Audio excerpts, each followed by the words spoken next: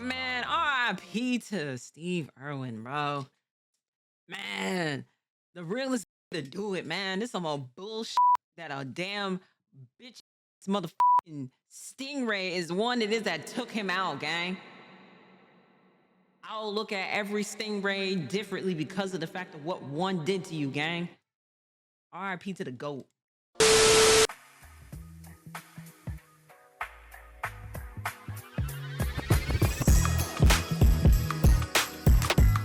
Yeah.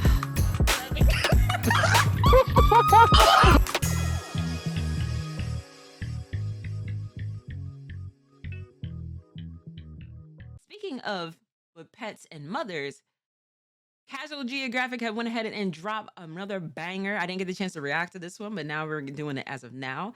Animals that deserve a second Mother's Day. And I'm very interested to see as to what pertains within this video. So without further ado, let's go ahead, let's get into it. Animals that deserve a second Mother's Day. Let's get into this damn video, y'all. Let's do it.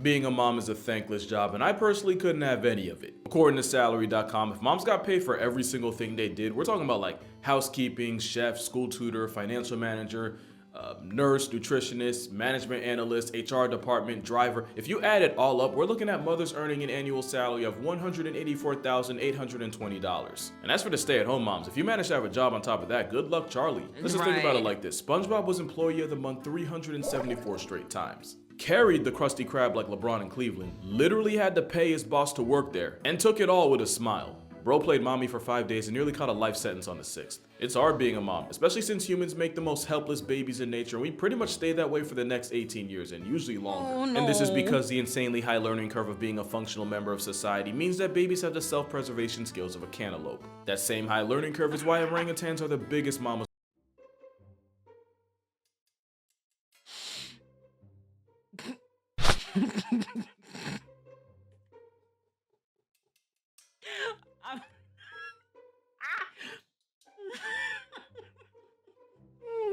Oh my god. Longer. And this is because the insanely high learning curve of being a functional member of society means that babies have the self-preservation skills of a cantaloupe. That same high learning curve is why orangutans are the biggest mama's boys in nature.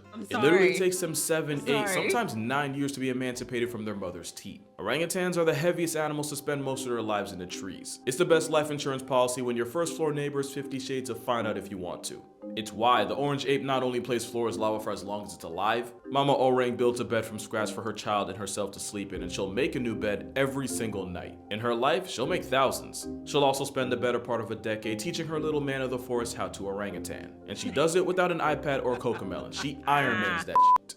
The motherly bond is so strong that, just like with humans, the orangs will often stay with or around their mothers even when they're past the age of being independent. Daughters might move out once they reach maturity at 12, but they'll still live close by and visit the mother orang every so often until they eventually have children of their own at like 15 or 16. But even that doesn't always cut the cord, since orangutans have been recorded visiting their mothers with their own baby in tow just to give them an opportunity to meet their grandchild. The guys are usually the ones to dip out earlier and move out further to claim a territory of their own. But every once in a while, one of nature's biggest man-children will spend their bachelor teen years being mollycoddled by their mothers rent-free. And it's obviously not just orangutans. Apes in general kind of have the whole mother thing figured out. A good example of that is Binti Jwa. Ironically, she was rejected by her own mother and had to be raised and taught how to gorilla by humans. And that included how to properly care for her own child, Kula. Well, one day in '96, a kid did what kids seem to do best. Fall into a gorilla pen and make it the gorilla's problem. Which Binti Jwa handled by cradling the unconscious 3-year-old and gently carrying and placing him to a door where zoo officials could get to him. All with 17-month-old Kula hanging from her, watching it all go down. Nah, but like seriously, it really always is gorillas. You never hear a story about a kid trying that with chimps. But yeah, great apes are the undisputed mama's champs of nature, and elephants are a close second. Right off the bat, elephants are one of the best mothers on earth and really should get a medal just for willingly going through 2 years of morning sickness. Elephants spend 22 months pregnant and the next 10 years raising the 200 pounds of mass that falls out of them. Males don't usually leave their mothers until about 16, and females usually don't leave at all. And since most of the herd is often blood related, not only is the big baby raised by a mom, but also an army of aunts, cousins, and grandmothers too. That's true. Elephants will also have baby showers where they celebrate the birth with an orchestra of trumpets and rumbles, because they are the only animals that can afford to broadcast the arrival of the weakest, most vulnerable version of themselves.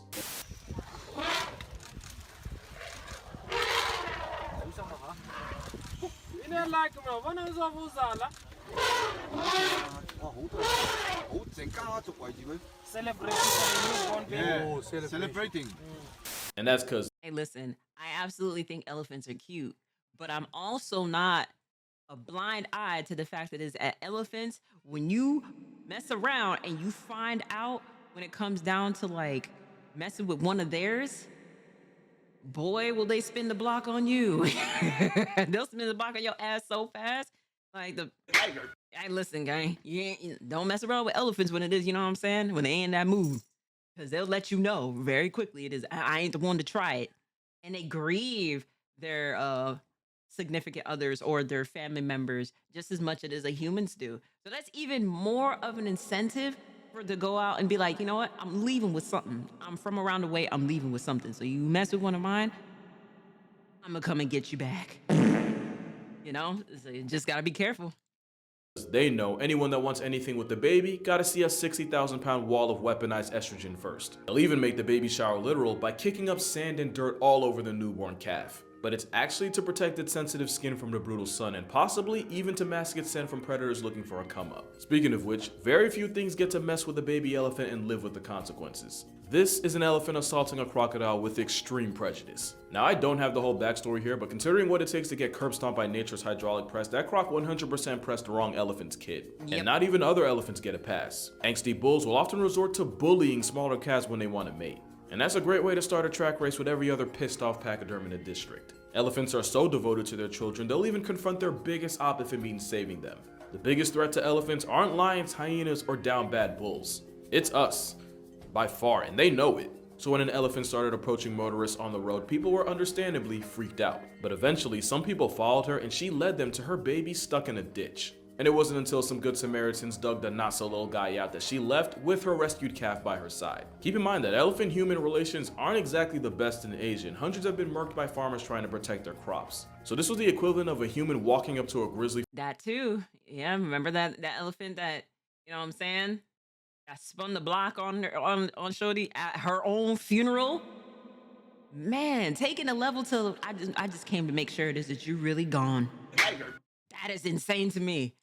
for her child's sake. And this was far from the only time something like this would happen. This one isn't as serious, but apparently this baby elephant slept so soundly that the world's biggest land mother panicked and immediately went to the zookeepers for help, which they did by waking him up, so, you know, happy ending, I guess. Elephants are so committed to their kids that even though they can live for up to 70 years, they'll only have about 4 to 5 kids in their lives. Lucky for her, she has the support of the herd, led by a grandmother matriarch who uses her experience to guide the group. It's actually the same thing orcas do. Orcas are one of the few animals that go through menopause, and you could probably count the rest on one hand. And scientists believe that this happens because orcas are top-tier grandmothers. By giving up the chance of having children past a certain age, not only is the elderly orca able to help raise her kids' kids, it also raises the risk for competition for resources. All while using her vast knowledge and wisdom to help guide the next generation, just like with elephants. And it has been scientifically proven that growing up around your grandmother greatly increases your quality of life. Having an OG around means the new kids on the pod have a much better chance of survival. And no orca was more of an original grandmother than Granny, a female killer whale believed to have lived to over 80 years old, having helped bring up several grand and great-grandchildren in her pod, proving that grandmothers are in fact OP. And the mamas don't be slacking either. Matter of fact, forget what I said about elephants and orangs. If these zebras are about anything, it's their mothers. To the point that recent studies have shown that mother orcas will straight up sacrifice opportunities to have more children just to keep taking care of their adult sons. And at least the ginger apes get an empty nest eventually. Resident orcas are pretty much handcuffed to their kids for life. And like any mother to a man baby, she'll do anything for her little boy, including homicide. In 2016, a mother and son duo were recorded attacking a baby orca, with the son reverse baptizing it and his mom keeping the victim's mom from intervening like some type of one-man orca O-line. And it's believed that this was an example of a male murking a baby to mate with its mother, and Orca Bundy's mom running interference to help her son eventually give her a grandchild. L morality, but W wingman, or I guess in this case wing mom. Another thing is, not only do ocean Oreos negotiate the rest of their lives when having children, they also give up their sleep schedule. Orcas and other dolphins will stay awake for a month or more straight after the birth of a calf. Calves can't afford to rest, since moving around constantly helps keep them warm in the ice-chilled waters until their blubber comes in. And always being on go makes them less of an easy lick for predators. But it also means that mother dolphins go on a dream diet for as long as their children do. And during that time, the calves learn how to dolphin by mimicking every single thing it sees its mother do. It basically becomes her shadow as she teaches it everything it'll ever need to become a future menace to society, all while running on 0 sleep. Sleep isn't a problem for a koala though, but because it's koala, almost everything else is. Koalas are notoriously tragic at every avenue of existence, but they do beat the mid-allegations when it comes to their mothering, especially since the rest of the marsupial family really doesn't. Quokkas and kangaroos are known to sacrifice their own child by dropping them out of their pouch to let the predator chasing them deal with it. And Tasmanian devils will have 30, sometimes 40 joeys, and the mother will eat all but the final 4 that make it to her nipular regions. Koalas though, they have 1 joey and she makes it her entire world. If she gets chased by a pack of dogs or stalked by a wedgetail, there is no eject the offspring, either they both make it or it's 2 packs in 1. Also, mother koalas do go out of their way to provide for their children. Just not in the way anyone asked to see. Don't watch this part while eating, you know what's coming. But the one thing koalas insist on making their defining trait to eat can't even be digested by them. Koalas need a special gut bacteria to break down eucalyptus. Without it, they can eat as much as they want, they'll still become a hashtag to hunger. It's why you can't treat a koala with chlamydia with antibiotics, because if you anti their biotics, they'll be out of life. So mama koala passes on the bacteria by feeding her precious child nuggets, fresh from the source. To be fair, it is actually different from the usual deuces she drops from that end, but technicalities don't really matter when it's being served from a koala's brown eye. But this species formula means the joey can now get all the nutrients he needs to be the best or just slightly above adequate koala he can be. The one upside to eating eucalyptus is that koalas rarely ever need to drink actual water. They usually just get what they need from the leaves. We don't have it that easy, and it's not as simple as just downing gallons of water a day, since that can really mess with your electrolyte levels, which can be a problem if you're an athlete and constantly sweating it out throughout the day. Another struggle bush bears will never know. And for y'all that don't know, I actually just got done with fasting for a whole month, and as anyone who has done it will tell you, eventually, it's not even about the food, it's about not being able to drink with the sun watching. Especially if you're stubborn enough to work out or play basketball during it. Like me. Something that probably would have turned me full-time horizontal if it wasn't for liquid IV. Okay, a little bit of an exaggeration, but liquid IV was a lifeline since drinking just one of the hydration multipliers hydrates you twice as fast as just water on its own. That's twice as fast, not as much. Just saying. And it also supplies you with essential vitamins B3, B5, B6, B12, and good old vitamin C. It's really good for if you haven't hydrated much throughout the day and want to re-up without guzzling water like a camel in the Sahara. It's actually kind of funny because I didn't even realize I was using liquid IV way before they offered to sponsor me until they sent me their stuff. And it's pretty straightforward. You just pour the liquid IV into the bottle, shake a little, and just drink. Easy. So easy a koala could do it. Maybe. So if you want to try some of the flavors Liquid IV has to offer, click the link in the description and get a 3-count hydration sample pack with flavors lemon lime, Concord grape, and golden cherry. Shipping absolutely free. So yeah, check them out if you're interested. Unless you're a koala, because again, they don't really need water to begin with. Truthfully, I don't know that they understand the concept of water. But all memes aside, the koala is actually pretty underrated as a provider, but probably not as underrated as snakes. You probably wouldn't expect a serpent to get talk time in a video like this, and for a while, neither did scientists. We kinda just assume snake parenting is just, once you out the shell, I wish you well, and that's that. Turns out the Central African python will actually look after her family of snakelets a couple weeks after they hatch. The mother python guards her kids and coils around the brood to keep them warm. And the same predator that can successfully deep throat a hyena and win will babysit over 50 hatchlings until they're able to make it in the outside world. It's only like 2 to 3 weeks, but it's a lot better than most snakes get fresh out the shell. Most just get spawned into life on veteran difficulty and gotta figure out the rest from there. Reptiles in general are usually less involved than a cartoon parent. And that's really saying something. These kids had no business making it past the age of 3. Not a single one. But with a lot of reptiles like turtles, they drop and dip. The most parenting they do is just having a bunch of you and hoping that just one lives long enough to continue the cycle. If you happen to get spawned into a snake orgy and have to do the race off rip, that's your business. But not all reptiles are negligent. Alligators are incredibly and weirdly devoted mothers. The same homicide gecko that murks its own kind. Basically, she built a nest for her eggs and then threatens to life expire anything that gets near them. And once the eggs are ready to hatch, they'll call out to the mother from the nest to get her to dig them out. And the same vice grip jaws that can eviscerate a grown man also manage to be gentle enough to help any baby struggling to hatch on their own by lightly cracking the shell. For the next year, she's nature's best bodyguard, carrying her kids in the one place nobody would be stupid enough to reach into. Especially other gators, because as mentioned, they be on Dahmer timing. Croc mothers are just as protective. But with a lot of things in the neighborhood Dahmer being timing down for is croc crazy. omelets, sometimes it's not enough to just have one person looking after them. Some birds and crocodiles will actually work together to protect each other's children in something like a neighborhood watch group. You see, it starts with a bird like a spotted dickup, also known as a thick-knee or a stone curlew, laying her family of eggs right next to a clutch of future crocs. That way the giant living snare trap will scare off most threats from even getting near the nest. The trade-off is, if an op like a monitor lizard pulls up all the crockers away, then as far as the bird's concerned, it's a fate on sight. The dick ops will harass and square up to the monitor to protect the crocodile's eggs. Not only does it slow down and probably confuse the hell out of the monitor, the calls of the bird are like a siren for the crocs, who instantly pull up to the nest the moment they hear it. Pretty much the thick knee cosplays as a crocodile baby monitor to protect both families from an actual one. I'd call it teamwork, but Mama Croc could really scramble the bird's child right in front of her and think nothing of it. But that is very true, she can. But that's kind of goated though. It's like, hey, listen, gang. You ain't going like not my friend, not my motherfucking friend. Leave it to the bird to go ahead and do that shit for.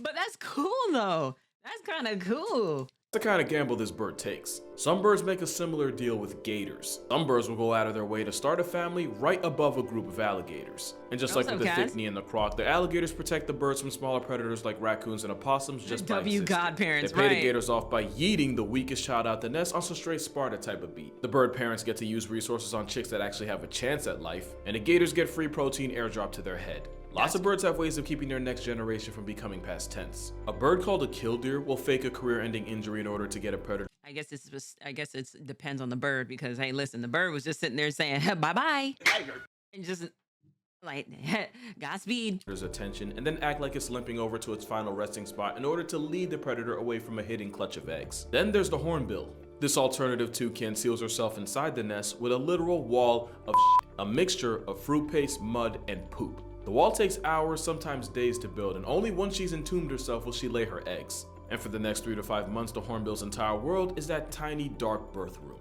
She commits to the role even further by molting all of her flight feathers, since she's pretty much grounded for the foreseeable future. She does have the father to funnel her food through the tiny opening, but it also means if her partner slips up and gets put on a milk carton, that nest becomes a coffin for her and her children. Up to 5 months of not only self-imposed quarantine, but every second of it with a bunch of newborns. Not only that, but she gets the honor of shoveling out the piles of digested fruit mush her babies assault her with multiple times a day. Because what goes in will come out. It's literally 5 months of the same different day, and we be popping BC like Tic Tacs if we had to do half of that. And then there's the white-crowned plover, who will literally select violence with anything that gets anywhere near their nest. Any baboon or monitor lizard that tries gets dealt with extreme prejudice, because these birds believe in EOF, equal opportunity phase. But probably the best bird mom of all would probably be the hummingbird. Mainly because she has to bring up the entire family by herself. The male doesn't contribute anything beyond baby batter. He can't even be bothered to build the nest. All of it's on her, which she does, assembling a teacup-sized nest from scratch. From then on, if she's not incubating the eggs to keep them alive, she's looking for food to keep herself going, which is already hard enough since a hummingbird can easily go from feast to flatline if they go more than a couple hours between meals. Motherhood only becomes more of a jihad once the egg or eggs hatch, because now she pretty much has to work overtime to carry the gene pool without folding on herself or her children. The thing is, the motherhood buff is so crucial that some hummingbirds like the ruby-throated single-handedly have some of the highest nesting rates of birds in that area. It's about 45 days straight from when she starts constructing the nest to when the little hummers can make it out on their own. And the first thing she does when they move out is start the entire process all over. No, seriously, she'll often raise 2 families back to back in one summer. She does it all with a father that couldn't be more of a deadbeat if his heart retired. So yeah, hummingbirds might be some of the most underappreciated single mothers in nature. Probably not as much as the cheetah though. If single parenting was a sport, she'd be D1 from day one. Like the hummingbird, she hard carries the entire family while the baby daddy drops a load and hits the road. But unlike the hummingbird who has to look after 1 or 2, mother cheetahs are responsible for 3, 4, sometimes up to 6 cubs. And it's not like she has a roster of aunties to help play daycare. She's on her own. Every time she goes out for groceries, there's a small chance she comes back to a chalk outline where her kid used to be. And with lions, leopards, hyenas, and wild dogs all being major ops to a cheetah's pursuit of happiness, in some places, only 10% of the cheetah cubs that come out actually make it to adulthood. It's such a struggle that cheetahs will often overheat after a successful hunt. But not because like their systems need to cool down, but because the anxiety of catching food and not knowing how long until a pride of lions comes in and presses you for your plate literally causes them to stress heat. The flight or fight response, and evolution did not build cheetahs to fight. Now add in the fact that their hunting success rate is like 40% to begin with, and now you see just how bad cheetah moms have it. They're underrated mothers, because if they weren't, their entire population would be in a pack. A mother cheetah named Sabella successfully raised 19 cubs solo, meaning a third of the cheetahs in that area came from her. That's how hard she carried. Now they'd probably struggle less if they formed a coalition of females the same way males do, but until they do, cheetahs will continue to be the world's hardest working single mother. Or maybe a respectable second, there's one mom that just might top her. But before we go there, here are some dishonorable mentions. Moms that will personally make you appreciate the one you have more. The cuckoo, for using mob violence to force other birds to raise their children. The harp seal, for abandoning her pup at 2 weeks old to go hook up with other males, even though the pup can't swim, move, or really do anything for itself for the next 6 weeks. Not to mention putting that type of stuff in polar bear country is actually villainous. Scorpions, because Mama Scorpion will carry her brood on her back to protect them from predators, but she'll also eat them if she doesn't get enough food herself. Damn. Quokkas, for the aforementioned child eating. Pandas, because if she has twins, her negligence guarantees one of them is left to die. And that's assuming she doesn't roll over and accidentally de-life the one she chose. Pandas prove that China's one-child policy hit more than just people. But the most underrated mom in the entire animal kingdom? Definitely the octopus. Her arc reads like a Greek tragedy. The mother octopus will spend months looking after thousands of eggs, during which she won't eat once. She'll negotiate one of her arms as a meal before she leaves her family unattended. Octomom does nothing but guard the eggs and gently wash them by squirting water over them for 5 months straight. And it's not like with the hornbill relying on her husband being an Uber Eats. The male octopus is already a casualty to post-nuclearity at this point. By the time the eggs hatch, she's basically a moving corpse. Her immune system weakens, her body breaks down, and she just deteriorates. And if she doesn't fall to starvation, her story ends with being torn apart by predators while she's too exhausted to defend herself. It's why most octopus are born orphans. And sometimes it's not just for months. One mother octopus set a record after she protected her eggs for over 4 years. By far the longest brooding time ever seen. And even with the longer plot, the ending was still the same. Once the eggs finally hatched, the mother octopus finally got to rest. Permanently. So be glad you're not an octopus. They're born orphans, live life virgins, males get KO'd by acorn clarity, and starting a family ends with you getting unsubscribed from life. But that's gonna do it for this video. Make sure you drink water, preferably with liquid IV in it. If there was ever a day to hug your moms, it would be today. Tell her you appreciate her. And I mean her, like not just Instagram, like actually tell her. Some of y'all moms don't even have Instagram and y'all do it. I never understood that. Thanks to Liquid IV for sponsoring this video. Shout out to my mom for sponsoring my existence. And I'm gonna see y'all in the next one. I've had some wildlife encounters. Man, R.I.P. to Steve Irwin, bro. Man, the realest nigga to do it, man. This some old bullshit that a damn bitch ass motherfucking stingray is one it is that took him out, gang. I'll look at every stingray differently because of the fact of what one did to you, gang. R.I.P. to the GOAT. But the emotions that I felt in my heart, I was nearly crying. To get this close and be loved on by this beautiful, absolutely she a beaut, ain't it? orang was such a touching experience, one that I'll take with me for the rest of my life. Damn, R.I.P. to him, man. Damn. Well, that was a solid video. I like that. I like that a lot. I should have reacted to this a lot sooner, but it's okay. It's all good though. W video.